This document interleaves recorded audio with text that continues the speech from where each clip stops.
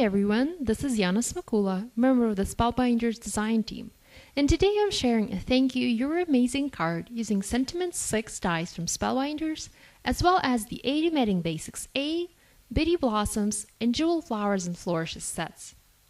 In this video, I'm going to be focusing on sentiment dies from Spellbinders, which can be used in a regular way to die cut a sentiment, but also in an unusual way. You can use these to stamp a sentiment and end up having a letterpress look. Let me show you how this is done. First of all, I'm going to flip my die and add a piece of washi tape to the back. I need a piece that is a bit longer than my die, and you can use any low-tack tape for this technique. I'm going to use this tape as a handle for my die, so that I can pick it up and place it onto my paper without actually touching the die. I'm also going to use the sticky part to tape my die to my paper so that it doesn't move while I send it through the machine. I can now go ahead and ink up my die. There are a few ways you can do this. You can use a brayer and apply ink that way, or if you have a small die like I have here, you can make a handle for yourself using low-tack tape and ink the die up like you would normally ink a stamp. Just pick it up and press it into the ink pad. No need to press too hard. You only need to add ink to the raised areas of your die. So start by pressing lightly and check if you have enough ink. If not, press the die onto the ink pad again. If you end up having ink in some areas where it's not supposed to be, just use a Q-tip and carefully wipe it clean. I also like to clean the cutting edge of my die so that I end up having ink only on the raised areas. You don't have to do this, especially if you like to ink the edges of your projects.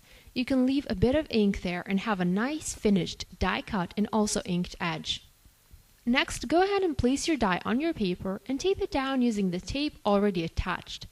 It is important not to move the die once it's on the paper, because if you slide it to the side, the ink will smear and you will end up ruining the project.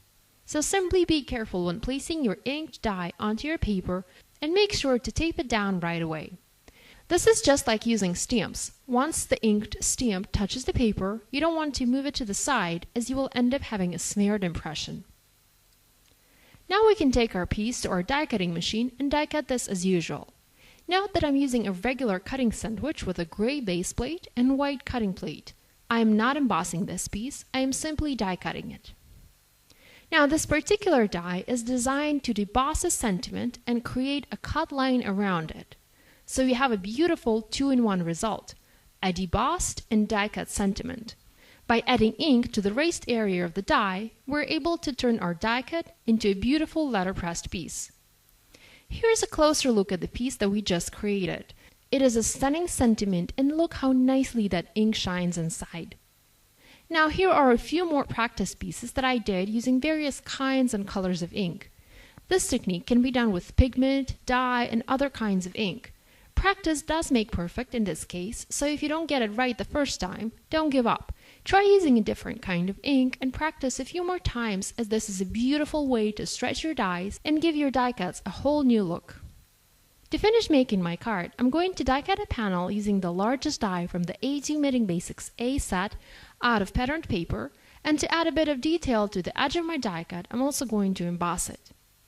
Next, I'm going to create several flowers for my card using the two largest dies from the Bitty Blossoms set. I'm going to cut these out of white flocked paper to give them a bit of texture. I'm also going to emboss the petals using the embossing sandwich in my Artisan X-plorer machine. Now these flowers are very easy to make. All you need to do is to roll them from the outside towards the center, add a bit of glue, and form your petals. You can use a split end tool to help you roll these, or simply roll them with your fingers. Now that all the elements for my card are ready, I can go ahead and start assembling it. You will notice I added zigzag stitching around the perimeter of my die cut panel to give it a more handmade look. I also die cut and created two more flowers and added a bit of glitter to the petals for additional sparkle on my card.